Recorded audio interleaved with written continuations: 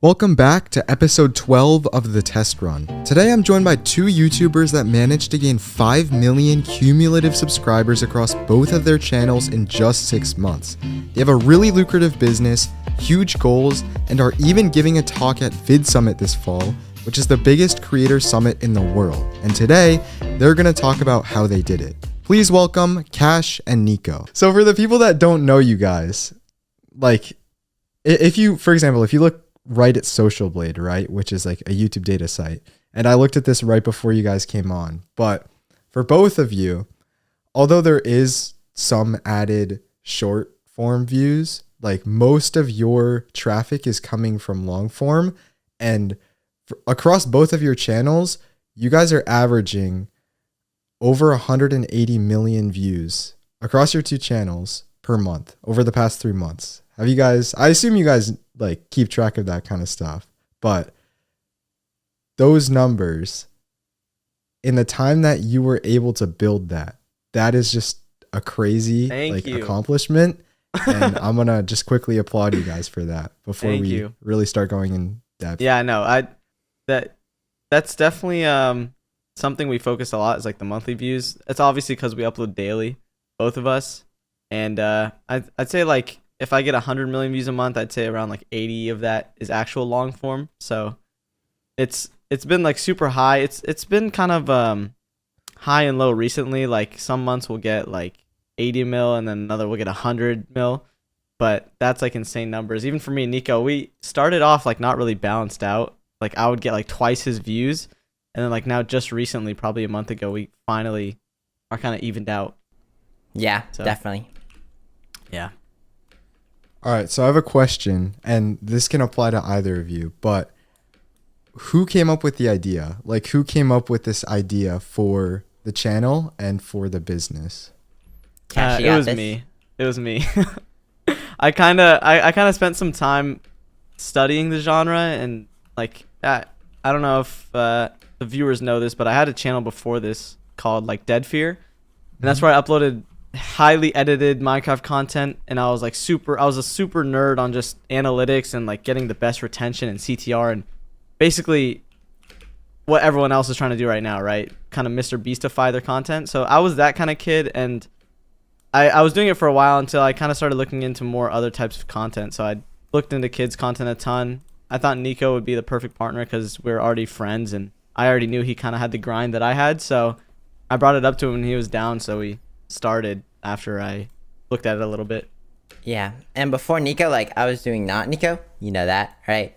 Mm-hmm. And like those monthly uploads were just like low-key draining because I had to like all the editing and everything, like scaling the videos and making sure that they get better and better and better. And like also with the perfectionist mindset of like AVD has to be super good, CCR super good, and it's just like low key. I just got burnt out because like I'm more of like a creator that just wants to create more like quantity, but also still the quality. You know, I think quantity like helps me like get balance. Facts.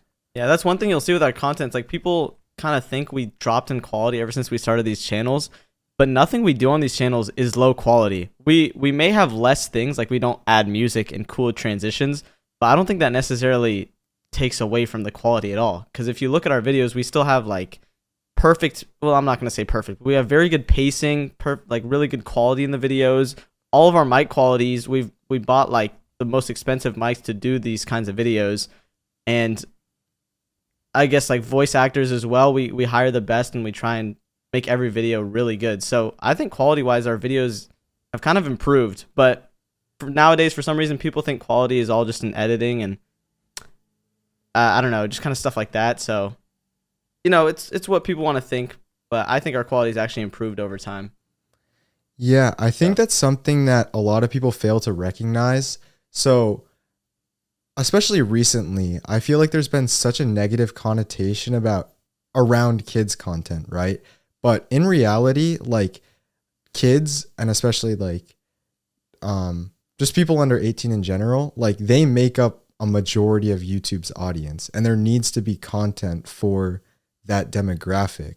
So do you guys have like an idea as of why there has been that kind of negative connotation around kids content recently? Do you think because people are blowing up in this space so quickly and it just feels low effort, that's why? Or do you think there's some other reason? I think it's because people are like switching from like their old style of content to this like more like content for younger audiences, right? But and then people think that like they don't enjoy the content and they're just like selling out. But really, like for us, it's super enjoyable to do. Like I honestly like making these videos more than my old videos, just because I could like make a story and actually like do something different. Like we could like fight aliens in like a spaceship, and like that's like what we're doing for content. And it's like I'm not so constrained because like we're mostly just a bunch of friends just having fun on Minecraft, to be honest. And Exactly. like the negative connotation would come from like people just looking at it from a glance and being like, oh, they left like their old community or whatever for to do this content and just get money. But it's really not like that. I would say that it kind of has a negative connotation because, like you said, the kids' audience is so much bigger. So when people spend days and weeks on a video and they plan out the story and they edit it, like they edit their heart out just to get like, let's say 200,000 views, which is still a lot. And then they see one of our videos gaining like 3 million. They're going to obviously get jealous because they spent so much time on their video, which I completely understand because I was the kid that spent a month on a video just to get 200K as well. Like I've experienced so much more on YouTube than people think. And I think I have so much experience compared to others, but they'll just look at my channel and they'll see that I'm getting a lot of views, and they'll look at the videos and see that I didn't put as much editing or maybe time into it as they probably did. So they're instantly going to think that I don't deserve it and like they're essentially better. So that's kind of how I realize people think. It's, people tend to get jealous a lot more than they tend to look into things and see why that's actually doing well compared to why they're not doing well. But that's just how it is. A kid's audience is so much bigger than, targeting for an older audience. And one thing that really gets me is when people say that, dude, kids audiences are so much easier to pertain to because in my opinion, every single audience that's Minecraft is a kid's audience. I don't really see any Minecraft channels doing well that are targeting anyone above the age of 16. So I don't know. That's my kind of take on it. Every single audience is a kid's audience on Minecraft. So yeah, I think that's totally fair. I mean, we had a Discord call back in, I think, January, and something that I'm kind of remembering now, I brought up something about fulfillment. So you guys said that you guys were fulfilled kind of by building like this lucrative business on YouTube and scaling. And I think that a lot of other creators, so especially me, what I'm more fulfilled by on YouTube is like creating a video that people can watch and it's something that just like emotionally appeals to them. So it kind of affects them in some way. But that's like kind of to me. And a lot of these people that I think are hating, they don't really know what they want on YouTube. So they don't know if they want to create something that has this emotional appeal, or they don't know if they want to create a lucrative business like you guys are. And it's just incredibly important to know what you want to do on this platform and then just do it. Because if you don't know what you want to do and then you're getting jealous over other people, it's kind of like just focus on yourself and like keep your eyes on your own paper. You know what I mean? exactly. Yeah. Yeah, we And I don't started really- this. Oh yeah, go ahead. Oh yeah. Oh, okay, we started this like more to like just have something fun to do on the side, right? And also like just post more content because like we weren't really releasing that much on our main channel content, so might as well just try this, see if it works out. And it ended up like being something really fun, right? Because like we didn't realize that like we'd actually enjoy this content until we actually tried making it. So like a lot of people from a glance would probably think like they're not enjoying it. That's probably the biggest misconception when it comes to our channels. Everyone thinks we're doing it for the money, and I don't think neither Nico or I really care at all about the money. Obviously, it helps to grow the business, and it's what's needed, but obviously, there's some level of care that we have to have, but we really just love doing this.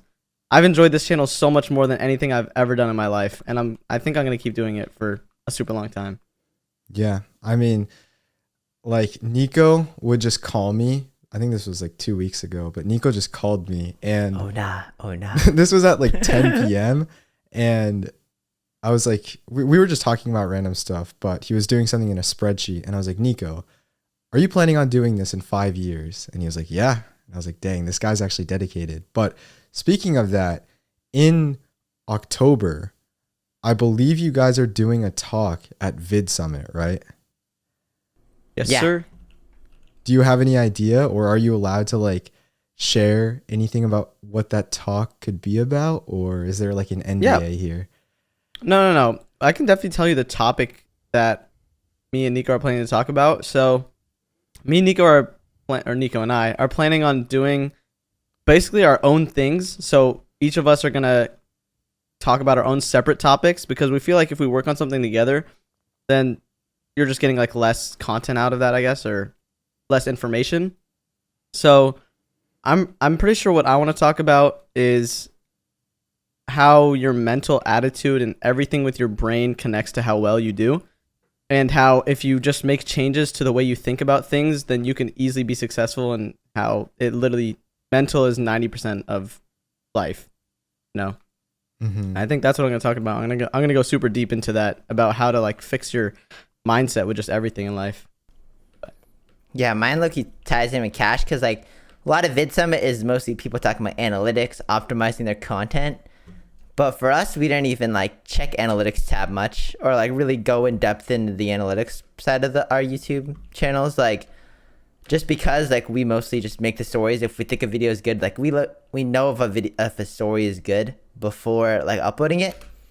And if we think it's good and it's likable by kids, then I think the video is going to perform like that. Obviously, doesn't work for every niche. Yeah. But I would say that like not overthinking it and just uploading and seeing how it works and like not thinking so much about the analytics is like probably the best play on YouTube. People like, are gonna hate that you said that. We don't check the analytics. People are gonna be so mad. But oopsies. Honestly, I kind of agree with you in a way. Like, for example, the space that I'm in, right? People are kind of hyper fixated on analytics, even though, in my opinion, analytics, they're not really that important. Like, yeah, you can look at a retention graph and you can say, oh, this part dipped and this is what I learned from this dip. But as you become a better creator and you become better at outsourcing all these things and managing people, and you just have a keener eye for making videos, you don't really get those kinds of dips. So over time, and another thing about analytics too, people are kind of just obsessed with them in a way that it takes away from creating videos. So instead of creating, they're just looking at their analytics and it distracts them from what's really important. Exactly, yeah. Sometimes I'm thinking like during an intro, like, is this AVD going to be good? But then I'm like, I'm just going to be as entertaining as possible. Try and make it like entertaining hook, you know, and that's pretty much like what we do for our intros. But like if people want to be more calculated, I think it's good to keep that in mind. But if you overthink it and overanalyze it, then it's just going to delay every video. Like, and also like if you've only uploaded 10 videos, you're not going to be as insane at really like looking for that kind of stuff unless you've uploaded like 100 videos or 200 videos. So it's mostly like just working on like building that eye for like what's good in the content.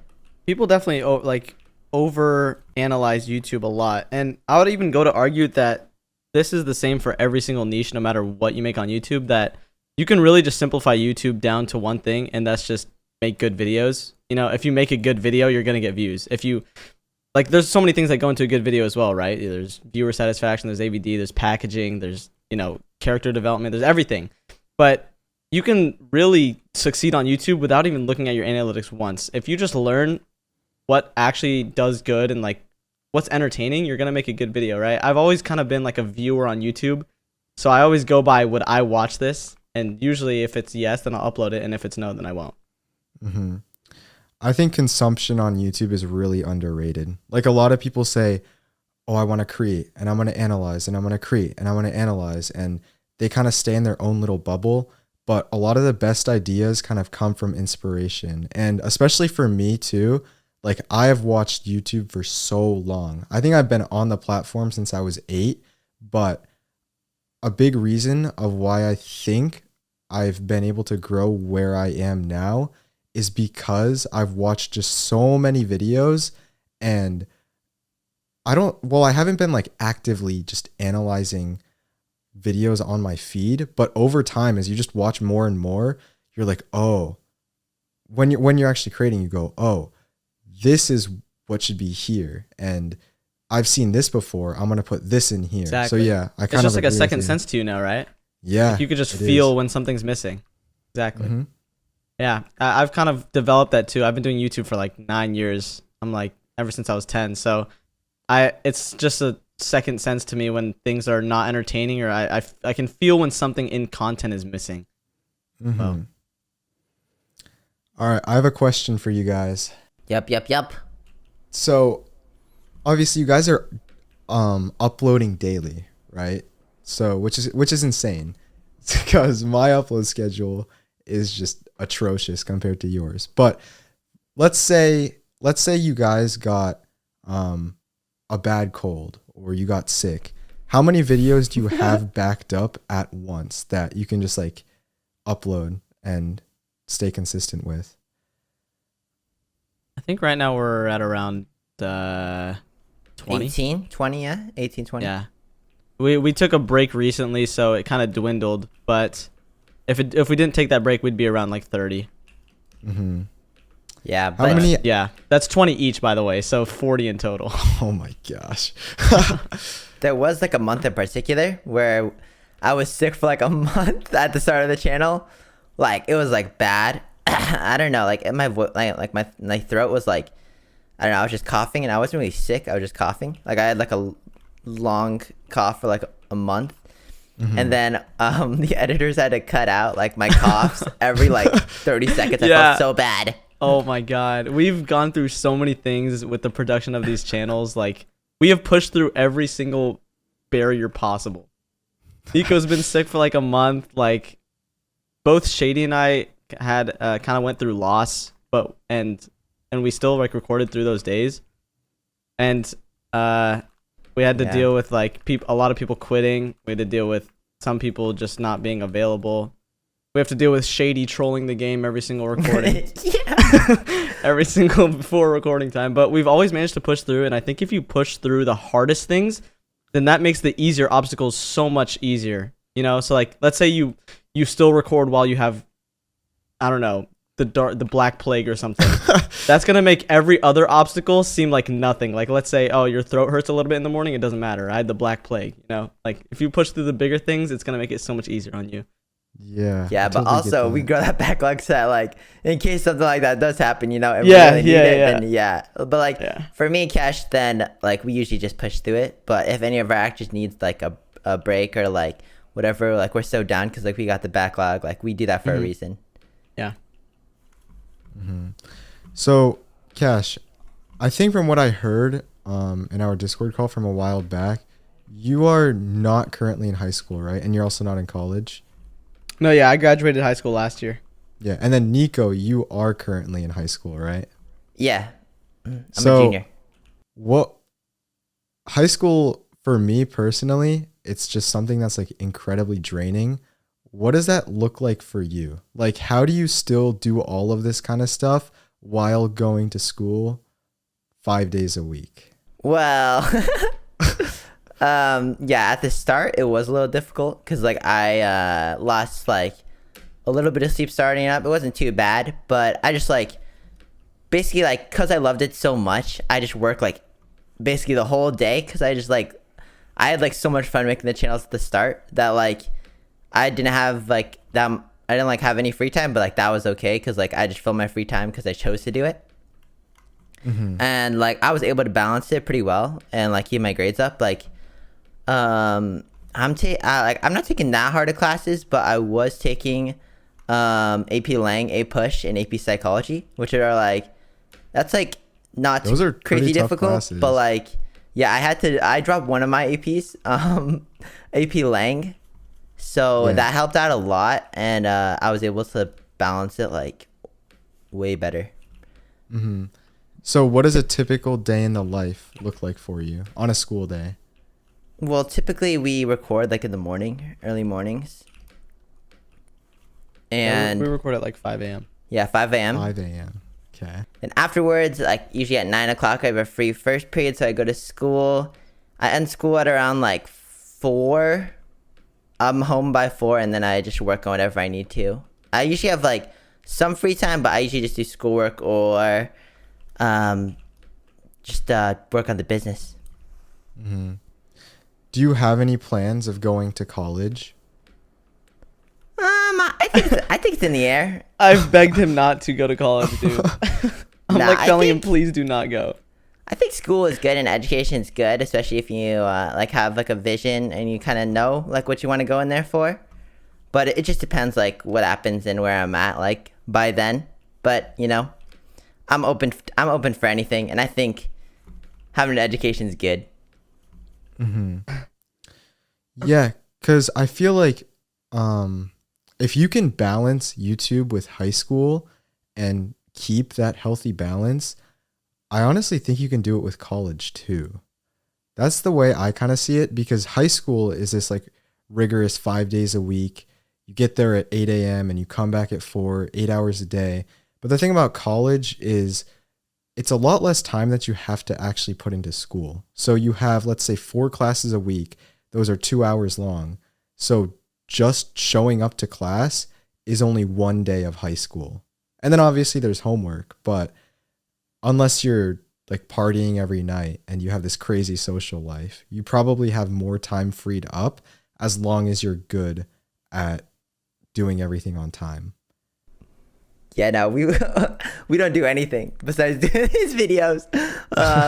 Like we don't. I mainly hang out like pretty frequently. I'm speaking for Cash right now, but for me, I don't really hang out with that many friends. Maybe just like one friend. So like, I already don't really have that much of a social life, just because I enjoy making the content so much, and I like would prefer being inside and working on the channel.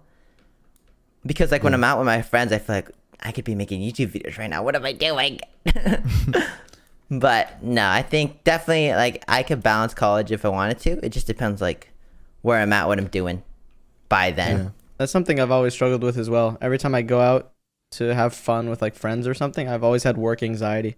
I've always wanted to just go home and work because it's really just truly what I love doing. I just hate wasting time doing other stuff, even though I know it's important. Yeah, I think that's my take one breaks. weakness. Like disconnecting is like honestly it's so the hard. hardest thing ever. I can't disconnect. Like I'm always like trying to like do something. If I'm like trying to chill, I'm watching a YouTube video on how to like grow the business or whatever. What does a typical day look like for you, Cash? For me, so right now I wake up at before recordings, about an hour before recordings, and I go to the gym. And then I get home, I shower, we record for a bit, and then right after recordings, I'll catch up with any messages, any emails with my team. I'll come up with ideas because I still do all the ideas myself. I kind of have like a smaller team that I talk with, and then that kind of branches out into the larger team, so they talk to people for me. So it's kind of like a line like that. And then after that, I'll kind of just go get lunch by myself. I'll chill, listen to some podcasts or audiobooks, and not really do too much outside of that. I'm always working on more things though. Like I never really stay the same. I'm always trying to work on another project or something to expand the brand a little more. Mm-hmm. But yeah, that's pretty much it. I don't do much. So if you're waking up at 4 a.m., what time are you going to bed? Well, I'm 2 hours ahead of Nico, so it's okay. So it's 5 for him when we record, but it's 7 for me. I mean, no, I wake up at 5:30 or go to the gym for an hour. So we start recordings at like 8 a.m. my time, which is 6 for him. Mm-hmm. Yeah. I got a secret channel I'm working on. Can't tell, but I just because of that I like waking up early. So I started waking up at 4:30, and so we usually sleep at like around 8:30. I think Cash is on the similar schedule, so he sleeps around like 9, 10, right? I go to bed around 9, yeah. Yeah, 9, 10. Yeah. Yeah. So that's like our thing, because like we like getting the hardest thing done in the morning. Yeah. I mean, it's not really too hard to record because we like doing it so much, but it's mostly just like it feels good, you know? Yeah. Like it feels good being like, okay, done with recording, and then now I can just do whatever I want for the day. I could Starts work the more, momentum for the or I day. could have fun. Mm-hmm. I mean, okay, so I'm not sure if you guys have seen like the recent news, but I just saw something about Unspeakable and Aufmau, which I presume are two creators like in your space, right? Yeah. Yeah, so they just launched, or they are launching some sort of, I think it's like a juice box brand from what I saw. Do you guys have any plans on going into like tangible products like that in the future? Yeah, we are. I don't know how much we could say about it right now, but Mm-hmm. we definitely are, and I think that's such a good market to go into. I don't know too much about juice boxes. I've never really looked into how well those would sell, but that seems like a pretty good product. I didn't even realize Unspeakable was on that. I only saw it advertised on Afmau's channel. But Yeah, yeah, I think that's super cool. That's pretty cool. yeah, because I was looking through like the published press, which is Colin and Samir's like 3 times a week YouTube newsletter. I'm not sure if you listen to their podcast, but Yeah. I watched a Yeah. few videos from them. I heard of that. So the thing about just the power, for all the people who don't know, the power of being a creator and launching a tangible product or even like a digital product, you essentially have a $0 customer acquisition cost, which means Exactly. it basically costs you $0 to get a new customer. So I think from what I've heard, that juice box is already in Target, which is Yeah. for being launched 2 weeks ago. I mean, that is just unheard of. So I heard something else about this a while back, but people are presuming that in the next 5 to 10 years, creators are just going to become necessary for new brands to succeed. I wouldn't disagree, but I don't think I would agree as well. I think you can definitely, in the next 5 to 10 years, you could definitely have a product blow up if you get word of mouth. I don't think word of mouth is dead really at all. And I know you say in the future as well, which I think creators are going to be a huge part of it. It's definitely going to be way easier to get a product to boom if you have a creator endorsing it. But I don't know, actually. I don't know how much I can speak on that because I'm not too, Yeah. I don't know It's too sort much of like about it, to be honest. doing brand integrations like on a YouTube channel is like doing a celebrity testimonial on an advertisement on TV. Yeah. I think it's gonna kind of be similar, and maybe like YouTubers will have like a similar impact, like more broad in the long term as people get older, and like as people are more accustomed to like influencers being like top. But the game's always changing, so you never know. Yeah, I think Yeah. for online products, that's a maybe for sure. But for like restaurants, like let's say a local food Oh, shop yeah, opens yeah. up, I think it's like you don't need a creator for that at all. As long as you just make good food and people like it, you can expand. I mean, I think companies like Apple and all these Fortune 500s are probably never gonna, I mean, for the most part, Yeah. they're not gonna fall. But I mean, we see how even a brand like Prime is ripping market share away from Gatorade in the past year, like a ton of market share. I think I'm not sure if Gatorade's already offered to buy them, but Prime is already evaluated at some crazy number, somewhere like deep in the 9 figures, Yeah. which is just nuts. That's just an example to me of creating a good product that you actually believe in and people will actually like instead of just caring about the creators promoting it. But yeah, that brand is such a crazy inspiration. Like, I love what they did over there. Yeah, that's crazy. So I have a question for you, Nico. Hi. Okay. So if you look back at like the original Not Nico, right? Like that original channel. So Yeah. from what it seemed, like that channel seemed incredibly successful. Like it was pulling in multiple million views a month. And Yeah. it felt like something that was sustainable and that you could keep on going with. And Yeah. I could even see it kind of taking the route of where you could hire editors and you could outsource everything and you could kind of turn it into this business. I don't think it would be anywhere as successful as like the Nico channel is right now, but what kind of pushed you to take the risk to jump from something that was like doing so well and then just kind of starting over? Well, the last video on the channel was 100 hardest Minecraft YouTuber challenges, right? And Yep. I had another video planned actually. Me and Cash recorded it because we were planning on doing our main channels and like together as well, right? And then doing the side channels on the side. But I ended up scrapping that video just because I didn't like how it kind of turned out because I had an editor edited that. Mm-hmm. And I just wanted to leave like the best video last for the channel, you know? Yeah. And also like the reason why I didn't continue Not Nico was because every single time I tried to make a Not Nico video, I just like wanted to make a Nico video. You know, I think more of my passion kind of shifted in a sense where like Yeah. I could do it if I wanted to get like, you know, more cash flow on that channel, but it's more of like would I really enjoy doing that? And I think that's going to distract away from my goal of growing the Nico brand, you know? Yeah. I think I could have though, but it just depends. Like, I don't know if I would have enjoyed the content as much as I would have on Nico. But I do have one last video planned on uploading there, but like that's a secret. It's Do you think like that's going to be the last ever video on the Not Nico channel? To be honest, I never know. I don't really plan like that far ahead because I don't want it to be like concrete set in stone.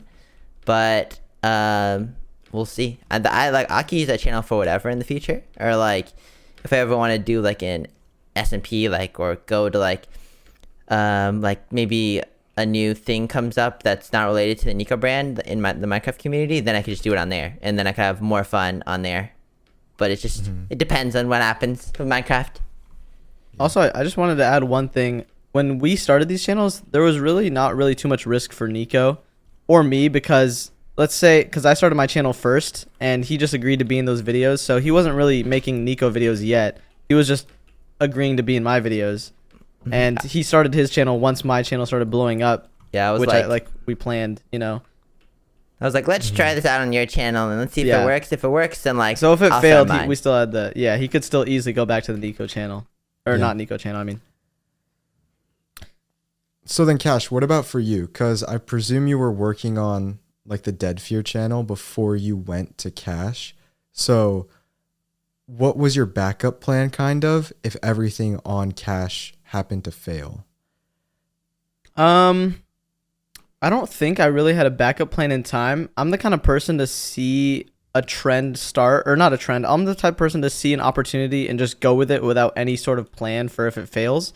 So if you look at my Dead Fear channel before this, you can see how many times I switched the content on there. Like I went from Hypixel to 100 days back to Hypixel, then Google Translate. So I was the kind of person to just like, you know, be like, I'm going to try this out. There's no point in not trying this out, and I'll just do it the best way I can. And then I figure out what's going to happen next if it all fails.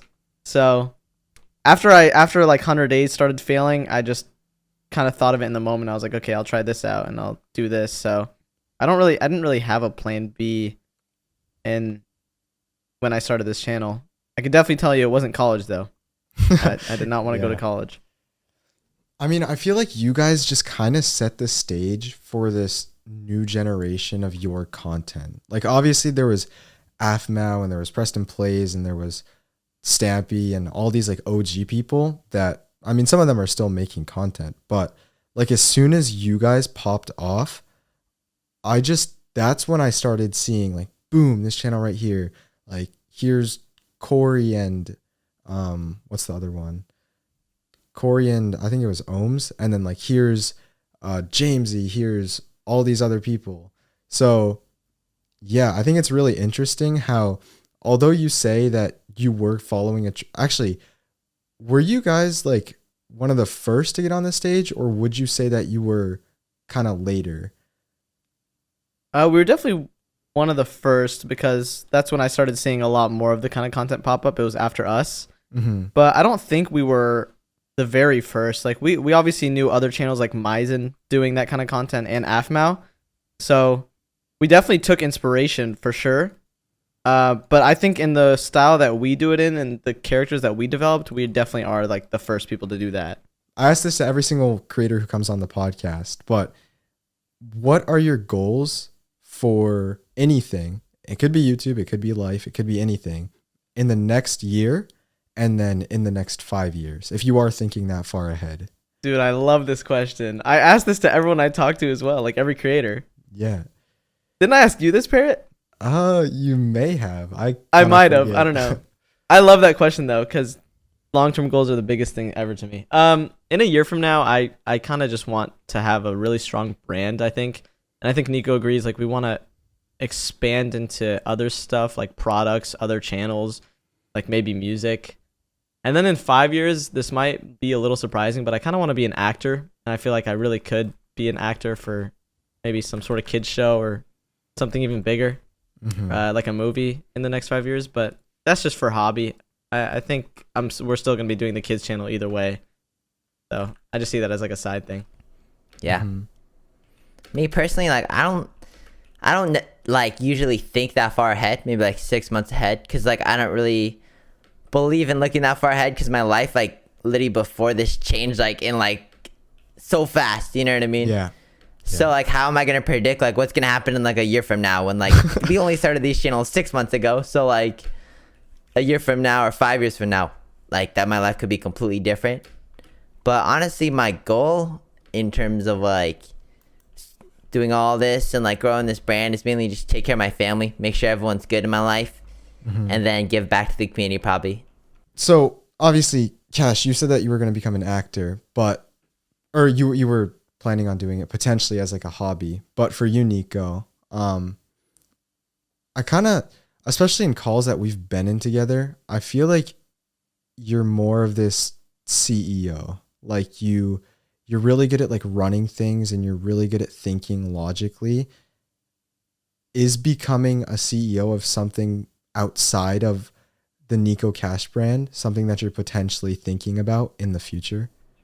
Yeah, I think I like running the business a lot, but it just depends like what I get interested in, and like I could really like make whatever business I want like in the future, like if I put my mind to it. But it's just a matter of if I'm actually interested in that and like what kind of opportunities show up to me in the future, because I'm not sure like if I'm gonna do this crazy stuff or whatever. I'm just like taking things step by step, but it would be nice to do that. Yeah. How often, because I've always like wondered this question, but how much per day do you guys just sit in a VC together and just like talk about things? Because for me personally, right, I have like the entirety of Lifesteal, but then I have these like few super close creators that I just talk with so much about all these different things, not just about like YouTube, but also about life and all these different stories. So I kind of have this feeling that you guys, like, especially after, let's say Nico comes home from school, you guys just like sit in a VC and talk, but I kind of want to hear your side of this. You're going to be surprised from the answer. We don't even talk. No, I'm joking. We VC probably once a week outside of Really? recording. Yeah. Just because like we talk every day already, you know? 'Cause Yeah, we we already record talk every daily. day. So like there's snippets where we have conversations. But to be honest, like we just plot things out in our heads and then message us, and then we're like, oh, we're down, or like, you know. And I think the like that reasoning idea. behind that as well is because Nico and my goals are so like perfectly aligned with what we want to do with this channel, and we both do them in such a similar way to where we don't even need to talk about it. If we just mention one thing, like let's say, oh, we want to release merch, me and him will both just do our part in releasing that, and we'll like just I don't know how to describe it. We both just know exactly what each other wants, and we'll just work in silence or just solo to achieve that.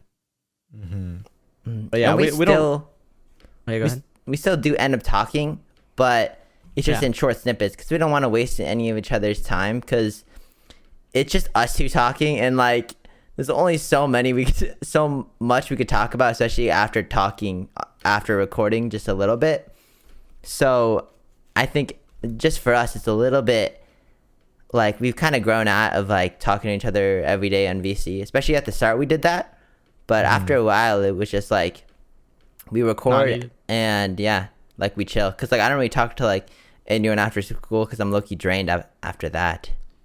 Yeah, dude, I feel that. Like the most productive I've been in the past 2 months was when I was on break. And I think a big reason for that was because I wasn't spending, I don't even know, 9 hours on school related stuff in a day and then going to bed at like 2 in the morning, waking up at 7 and just rinsing and repeating. So I'm actually Those so morning excited. hours are crucial. Yeah, they are. They really are. And I used to wake up at 6, like to go to the gym really early, but it just, I don't know. I kind of stopped doing that and I started doing more late night workouts because it didn't make sense.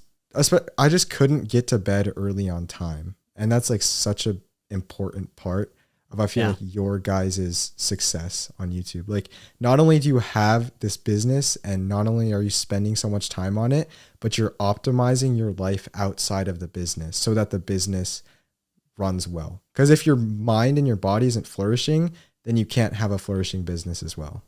So Exactly. Yeah. That's exactly what I mean when I say like mental comes into play so much when it comes to success. mhm. Yeah. It's just everything about your lifestyle. Because YouTuber businesses are like, they're like actual businesses where like they don't turn off, you know? You can't just like turn off your Yeah. brain. You're like, even though you're kind of not, even though if you're in a state where you're not working, you're still thinking about it or doing some sort of thing that would like contribute to that. So I think personal life reflects on business life a ton. You said you go to the gym, right? Yeah. What's your bench max? Honestly, so the thing is, I don't really hit bench that often. Like, I think the last time I tried maxing on bench was probably 6 months ago. I do Oh, more, okay. yeah, like I do more, like dumbbell chest presses or Okay. like I shoulder got you. presses Yeah. or things like that. So if I were to guess, I don't know, like I didn't really work out. I started working out in January. So I was hitting 135 before I started working out. I have no idea what it's at now. Like, I should Okay. just go in and test. Yeah. What about you? I recently hit 205. I just wanted to flex that on the podcast. What about you, Nico? Nah, like, my gym life is a week, just because with the school and YouTube. I mean, that's not really an excuse, but it's a little busy, so I haven't really got into it. But like when I used to work out, like 125. 125. Yeah, I mean, that's solid. Like, I don't know if you guys have read Atomic Habits. I think actually we were talking about Yeah, we this have. on Yeah, the Discord mhm, thing. we have. Yeah, we both have. It's like, even if you just, some nights I'm like so tired, I just don't want to work out. But then I go down and do 5 minutes, and that's like better than nothing. So I think Yeah. that's just important. Even if you're One swamped rep better with than other zero. stuff. Yeah, if you do one push up, I mean, that's better than none. So Yeah, I do 20 push-ups before my recording every day. just to wake up. Do you Yeah, guys I feel drink like coffee at all? No, not at No. all. No coffee? Caffeine free. Caffeine free. I've Yeah. thought about it. I'm like, how can I optimize my life? But then I'm like, if I can't function without coffee, then like, you know, I don't know. I got to be natural. Yeah. I mean, I've heard that coffee just screws up your sleep schedule, so I've never touched it. Yeah, I just don't want to depend on something to get through my day. So if Mhm. I don't have it one day, I just get no work done. I don't like the idea of that. Yeah. I mean, something to touch back on what you were saying earlier, Cash. So you said that a lot of times, like when you're hanging out with other people or you're doing something outside of YouTube, like you kind of, you're like a workaholic, like in no disrespectful way, but like, No, that's a You- compliment. yeah, I think that's a compliment, honestly, in this day and age. But like, Yeah. do you think that if you spent more time with your friends or if you kind of just like enjoyed it a bit more, it would benefit like when you actually worked? Because for me, for example, I feel like when I go on vacation with my family or if I'm like hanging out with friends, when I come back, that's like when I'm the most productive. Oh, that's a good question. I think yes, actually. I think spending more time on vacation would help me so much more in my work because I spend so much time at my computer and in my house to where I get so tunnel visioned on my work and, you know, like writer's block. I get, you know, super stuck up on like smaller things and it's hard for me to get a different perspective. And when I do go on those vacations, my mind just clears, and it lets me rethink everything about what I'm doing. So taking more vacations would definitely help me. It's just so hard for my mind to get into that vacation mode. Yeah, me too. Yeah. When we did take that vacation in March, right? Yeah, March. That was like such a It helped, breather yeah. after recording for like 3 months in a row. But our next one would probably be in VidCon. Yep. VidCon, yeah. I mean, if you guys want to like grab dinner at VidCon, I'd be so down because We have to. yeah, we have to. We got you. That's not even a question. We have. No, you know go what we get should dinner, do? dude. You know what we should do at VidCon? We should we should go to like a really nice restaurant and then play credit card roulette. Yeah. So you take Well, let's have it. You take 3 cards and you hold them out to the I'm so waitress down. I'm so and down. you say pick one and Yeah. that's whoever has to pay. That'll be so fun.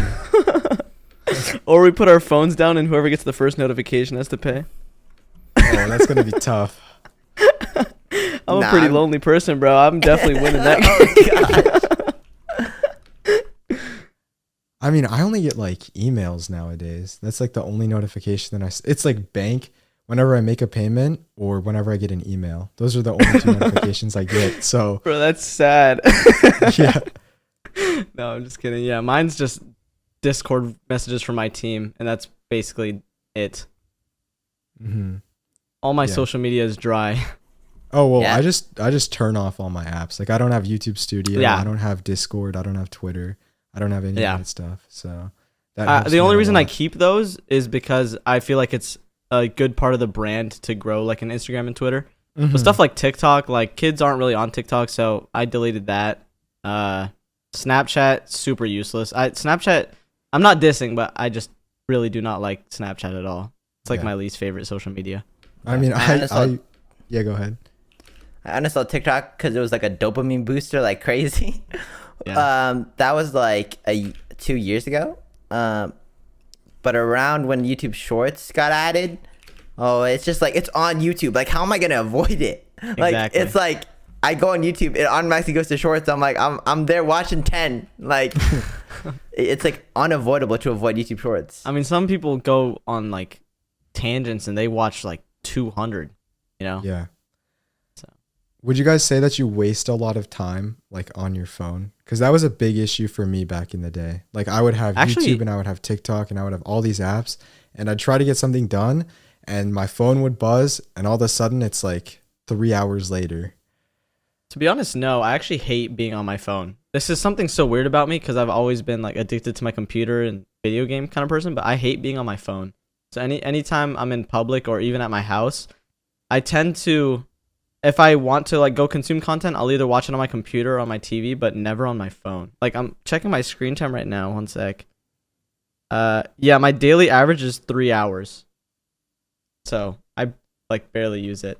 Wait, Mine's daily r- average is 3 hours. Yeah. Wait, what? Is And that a that's lot? dude. I'm on my daily average is like 20 minutes. Wait, really? Yeah. What? What? Well, mine, wait, let me see what my most used apps are. He was like, My yeah, most I'm barely used- on my phone. Okay, my most used apps though, it's nice. It's Gmail, Discord, and YouTube. Yeah, so that makes sense. So it's not bad. It's not bad. it's like for work. so Gmail that takes. makes sense. Why is Gmail my most used? What? I don't What know about why. you, Nico? Cause I have school and I like kind of use my phone for like running things. I just like go crazy. I think like let me check. I have my phone away, but to be honest, I don't think it affects like any of my work ethic because we're pretty disciplined, I would say. So like when I need to get something done, I prefer doing that over being on my phone. I think it was more of a struggle on not Nico because I was editing, and that takes a lot of deep work, right? Mm-hmm. So you gotta focus, and you really gotta like, if there's a really annoying bit, like you really gotta pay attention to it instead of like I could sometimes do a lot of my work just talking to friends or whatever, but for that deep work stuff, you really gotta pay attention, and I think that's way more important. Mm-hmm. Yeah. Yeah, And with I a have lot of that deep work stuff, we just weren't enjoying it either. It was like we hated doing that kind of work, like sitting down for hours editing. Yeah. I actually have a question for you guys. So obviously all of the videos on like the Nico and Cash channels are outsourced and all the editing is done by like legitimate editors. Do you think it's possible for an editor to, let's say, replicate a video that I would make or a video that Rec would make? And because that's a big reason of why we haven't kind of onboarded editors yet, is because Rec and I, and well, Spoke, he just onboarded an editor, but Rec and I, we've kind of been like, yeah, our style is just so peculiar to us that we just don't feel like we can hire an editor that can do it in the way that we do it. Yeah, I used to be the exact same way on my old channel. I couldn't give up editing for the life of me, even though I knew it would help so much. But if you spend enough time into one person that is willing to learn, they can definitely replicate your style. It's a very hard thing to do with your kind of videos, obviously, because with your videos, you are basically just the artist, and editing is a part of that art for you because you have the timing, you have the pacing, you have the storytelling, you have all that, right? So you essentially know what's best. Like you're the YouTuber. So giving that job to someone else is so much harder for you, obviously, because that's your art, you know? But sorry, my phone's ringing. Okay. If you can spend enough time to train someone to do it like you, it is very possible to outsource that kind of stuff. Yeah. Sure. It's just I just think it's way harder. It's just a matter of finding the person that's right, and also making sure that they understand like what you want. Cause I had one editor that actually edited a few of the last videos for Not Nico, and he was really good. But I tried to put the time investment into like developing the style. If you get that right guy, then I think it should be good. I know. I think you just gotta test it out with a bunch of people and then see who you work well with. I was pretty egotistical in the beginning. I was like, dude, nobody can edit my style like me. Like nobody could make a video for me. Maybe the only person that could would be Nico. So I didn't want to give that job to anybody at all. But once I just tried it out and I took time, I did. Did you guys hire editors for your current channels like right off the bat, or did you kind of make, let's say, your first batch of videos by hand and nail down the style and then hire editors? For me, my first 10 to 20 videos were all made by me. Like thumbnails, editing, ideas, like literally I didn't have a team for the first probably 10 to 20 videos. Nico took a different route with that though, I know. Yeah. I started because I was thinking I was going to make the channel on the side and I wanted to, focus on Not Nico until then I realized that, Nico is what I wanted to make. Until I realized that I want Nico to be my main focus. Yeah. That's like the biggest misconception though when it comes to videos. Is everyone thinks you need a team, but I started Cash with no one except Nico. That's it. I still think I could make these videos by myself, but it's obviously so much easier having a team. Now I can put my time into other things because of it. Yeah, if you have all the time in the world and you want to be big on YouTube, you can do it yourself. You definitely do not need a team. Yeah, look how far like Rec and you got. You guys are insane. Exactly. Thank you. Dude, Look at people like Laser Beam, he edits all his or like most of his videos. Yeah. I mean, yeah, I feel like just hiring someone. I mean, so the thing about Rec, a big reason of why Rec hasn't given up editing is because he loves it so much.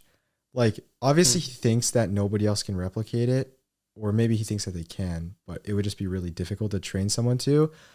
But he just loves editing so much that he's said that he'll just never get it up or give it up. But for me, I really like editing, but a lot of the things that I do, for example, they are just so mundane and they're so repetitive that it's just boring. Like I'm really good at coming up with the ideas of what I want to see in the video. Like I'll say, I want this item doing this and I want the player moving from here to here. But then actually doing that and doing this like repetitive, just boring thing over and over again. Keyframing, cutting. Yeah, exactly. For sure. Like, it's definitely something that I would love to outsource, but it just feels like it would take. You can't find the right of person. time. Yeah. Yeah, that's so true.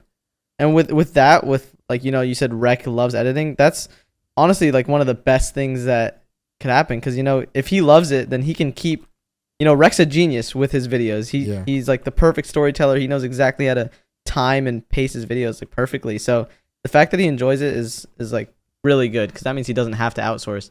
But this is like something Mr. Beast said a while ago that really sticks with me still, is if you don't enjoy doing something on the channel, then you should outsource it no matter what.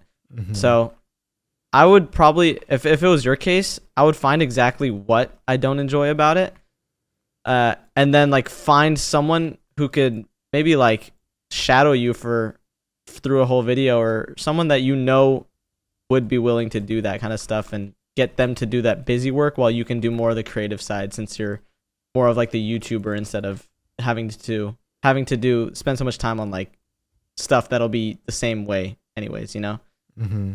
Yeah. Yeah. I mean, for me, it's mostly like, as you said, the keyframing, and then what I really hate doing is replay shots. Oh my gosh. Yes. Like, that was one of the most annoying things for me too. I hate Yeah. replay shots. like, I will be sitting there and I'm going to be like, for one, although my computer is pretty fast, replay shots for some reason take forever to load, especially when you're crossing through different dimensions. So Yeah. I'll just keep my replay shots running for like 2 hours, and I would have gone through the nether like 30 times. And it takes 10 minutes for one thing to load. So that plus replay shots, it's just like, it's hard to figure out exactly what you want. So Yeah. I think, yeah, you guys inspired me. So I'm definitely going to like reach out to someone soon. And That's super true. Like you don't know what you want, because you have to mess with it first, and you have to like go in and like make little changes to see exactly what you want. So Yeah. I know what you mean. mm-hmm. That's my advice. I would just find someone that you think is like super talented and make them better than you. Because if they're better than you at editing, then you're gonna love working with them, obviously. Yeah, totally. Awesome. Well, it was a blast talking to you guys. Of course. Probably Thanks for having us on, man. Yeah, For real. A lot of fun. Thanks for listening to this episode of The Test Run. If you enjoyed, subscribe, leave a like, a 5-star review, and I'll see you in the next episode. Bye.